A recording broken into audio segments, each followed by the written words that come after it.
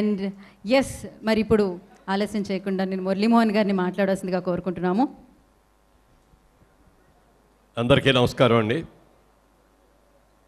చాలా సంతోషంగా ఉంది ఈ రోజున కళావేదిక ఎన్టీఆర్ అవార్డ్స్ ఈ కార్యక్రమాన్ని ఇంత చక్కగా నిర్వహిస్తున్నటువంటి కార్యకర్తలకు అందరికీ కూడా నా హృదయపూర్వక అభినందనలు తెలియజేస్తున్నాను. ముందు ముఖ్యంగా ఎన్టీ రామారావు గారి పుత్రుడు, ఎన్టీ రామారావు గారి ఎన్ఏటి సినిమాలకన్నిటికీ కూడా director of photography, cameraman Shri Mohan Krishna గారు వచ్చి వారి చేతుల మీదుగా ఈ అవార్డులు ఇవ్వటం, అలాగే మా అమ్మాయి మోహన్ రూప ఆవిడ కూడా వచ్చి పర్సనల్గా వచ్చినందుకు ఆవిడ కూడా మనస్ఫూర్తిగా అభినందిస్తూ, రామారావు గారి పేరు మీద ఈ అవార్డులు పెట్టడం అనేది చాలా గొప్ప విషయం అండి. నా అనుభవం చెప్తాను ఆయనతోటి. నేనేదో సినిమాలో వయసు వచ్చిన పిల్లను సినిమా షూటింగ్ జరుగుతుంటే ఎన్టీ రామారావు గారి మేకప్ మ్యాన్ పితాంబరం గారు, శేఖర్ గారు అని కెమెరామ్యాన్ వాళ్ళిద్దరు షూటింగ్ దగ్గరకు వచ్చారు. ఏమండి, యాదవ్కి భారత్ అనే హిందీ సినిమా మేము కొన్నాం, దాన్ని ఎన్టీఆర్ గారితో తెలుగులో తీయబోతున్నాం, అందులో క్యారెక్టర్ మీరు చేస్తారని బాగుందని మీ దగ్గరికి వచ్చాం. అయితే ఒక కండిషన్ అండి, రామారావు గారు మిమ్మల్ని చూడలేదు, మిమ్మల్ని అక్కడికి తీసుకువెళ్తాం, ఆయన చూసి ఓకే అంటే ఈ క్యారెక్టర్ మీకేనండి అన్నారు. తప్పకుండానండి, ఆ విధంగా అన్న వారిని దర్శనం చేసుకొని వారి ఆశీస్సులు తీసుకునే అవకాశం వస్తుందని చెప్పి వెళ్ళడం జరిగింది. స్టూడియోలో అప్పుడే ఆయన టచ్అప్ చేసుకుంటారు. తలుపు తీసి మేము లోపలికి వెళ్ళగానే ఆయన చూస్తే అద్దంలోంచే చూసినట్టున్నారు.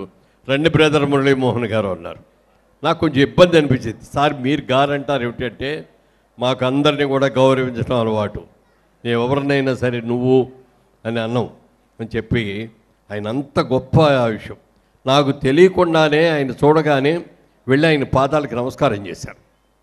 జనరల్గా మనకి ఎవరికి కూడా పల్లెటూరు నుంచి రావడం, ఎవరైనా అంటే మహా అంటే నమస్కారం అండి అంటే తప్ప కాళ్ళకి దండాలు పెట్టడం కుదరదు, తెలియదు. కానీ ఆయన చూడగానే, ఆ పర్సనాలిటీ చూడంగానే నాకు తెలియకుండానే వెళ్ళి ఆయనకి పాద నమస్కారం చేశాను.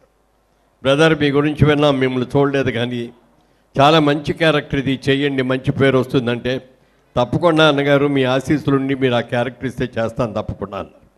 నాకు ఈ సినిమాలో హీరోయిన్ లేదు, డ్యూయెట్లన్నీ మీకే, అలాగే మా బాలయ్య బాబు ఇంకో స్టేజ్ సింగర్గా యాక్ట్ చేస్తున్నాడు, ఉన్న పాటలన్నీ మీ ఇద్దరికే, మాకేం పాట కూడా లేదు అన్నారు. అది చాలా ఆనందం, అసలు మైమరిచిపోయిన క్షణాలు అవి.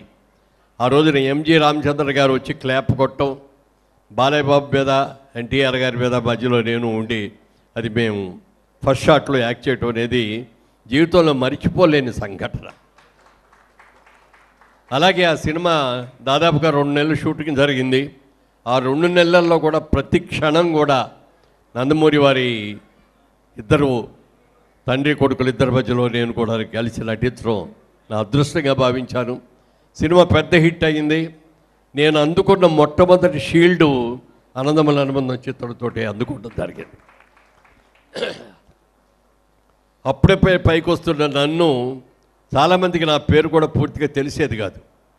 కానీ ఎక్కడికి వెళ్ళినా కూడా ఎన్టీఆర్ తమ్ముడురా అన్నదమ్ముల్లోది, ఆ ఎన్టీఆర్ తమ్ముడురా అన్నది ఆ కుటుంబంలో నేను కూడా ఒక పార్ట్ లాగా అయిపోయి, ఆ తర్వాత వారు కొన్ని సినిమాల్లో కూడా నటించడం జరిగిన తర్వాత మేమిద్దరం కూడా, ఆ తర్వాత ఆయన పార్టీ పెట్టగానే మేము అందరం కూడా దగ్గరికి వెళ్ళి, అన్నగారు మీరు ఎంతో డిమాండ్ ఉన్న యాక్టరు, మీరు కాల్ షీట్లు ఇస్తే ఎంతోమంది యాక్ట్ చేయడానికి కూడా ముందుకు వస్తారు, ప్రొడ్యూస్ చేయడానికి కూడా, కానీ మీరు అన్నిటినీ కూడా వదులుకొని ఇన్నాళ్ళు ఈ ప్రజలందరూ కూడా నన్ను అభిమానించారు, ఇప్పటి వరకు నాకు అభిమానించిన నా ప్రేక్షకుల యొక్క మంచి చెడులు బాగోగులు చూడటం కోసం నేను రాజకీయాల్లోకి వస్తున్నాను అని చెప్పి వారు ఆ మాట అంటూ కూడా జరిగింది.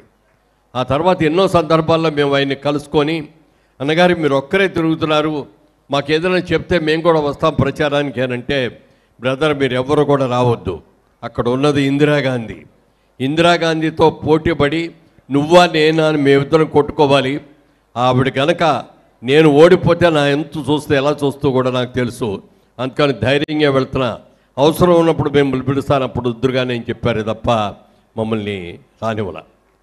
తర్వాత ఆయన ఎన్నికల్లో నిలబడటం, పార్టీ పెట్టిన 9 నెలల్లో ఇంతవరకు భారతదేశం కాదు ప్రపంచ చరిత్రలో ఎవరు కూడా ఒక పార్టీని పెట్టి కేవలం 9 నెలల్లో పార్టీ అధికారంలోకి తీసుకురావటం, అంతేకాకుండా కాంగ్రెస్ పార్టీ ఇలాంటి ఒక పెద్ద పార్టీని మరి డిపాజిట్లు గల్లంత అయ్యేటట్టు చేసి అధికారంలోకి తీసుకొచ్చిన ఘనత ఎన్టీ రామారావు గారికి దక్కింది. ఈ రోజు వరకు కూడా ఆ క్రెడిట్ ఇంతవరకు ఎవరో ఒక్కళ్ళు కూడా దాన్ని దాటలేదు. అలాంటి అద్భుతమైనటువంటి మహానుభావుడు ఆయన రాగానే కూడా ఆలోచించింది, అందరిది అన్నపూర్ణ లాంటి ఆంధ్రదేశంలో అన్నమో రామచంద్ర అనే మాట వినపడకూడదు, ప్రతి పేదవాడు కూడా 3 పూట్ల కూడా భోజనం చేయాలి, చక్కగా ఒంటి నిండా బట్టలు కట్టుకోవాలి అని చేనేత బట్టలు సగందారికి ఇవ్వటం కానీ, ఇళ్ళు విషయంలో కానీ ఎన్నో పేదవాళ్ళకి ఎన్నో అద్భుతమైన కార్యక్రమాలు చేశారు. ఒక రోజున ఆయన ఫోన్ చేశారు, అప్పటికి మేము మెడ్రాస్లోనే ఉన్నాం అందరూ. అన్నగారు ఇక్కడి నుంచి ఫోన్ చేసి, బ్రదర్ ఎక్కడున్నారు మీరు అన్నారు. సార్ చెన్నైలో ఉన్నానండి అన్నాం. రేపు మార్నింగ్ ఒకసారి రాగలరా ఇక్కడ హైదరాబాద్ అన్నారు. వస్తాను సార్ అని పొద్దున్నే వచ్చి అడిగాను. బ్రదర్ రాజమండ్రి నుంచి మీరు ఎంపీగా పోటీ చేస్తే బాగుంటుందని అనుకుంటున్నాం మేమందరం, మీరు పోటీ చేయాలన్నారు.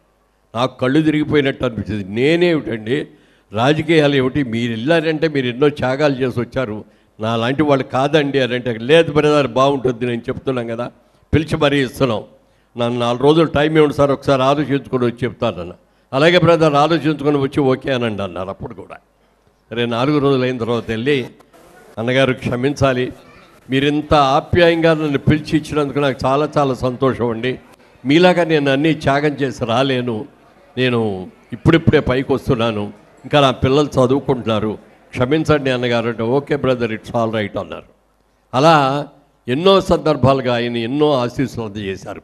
అలాగే ఫిల్మ్ డెవలప్మెంట్ కార్పొరేషన్ చైర్మన్గా కూడా ఆయనే పిలిచి, బ్రదర్ మన ఇండస్ట్రీ అంతా కూడా మెడ్రాస్ నుంచి హైదరాబాద్ వస్తుంది, ఈ సందర్భంలో నీలాంటి వ్యక్తులు ఉండాలి, అందరినీ కలుపుకుపోయే వ్యక్తి ఉండాలి, కాంట్రవర్సీ అనేది లేకుండా ఉండే వ్యక్తి ఉండాలని చెప్పి ఆ బాధ్యత నాకు అప్పగించడం కూడా జరిగింది.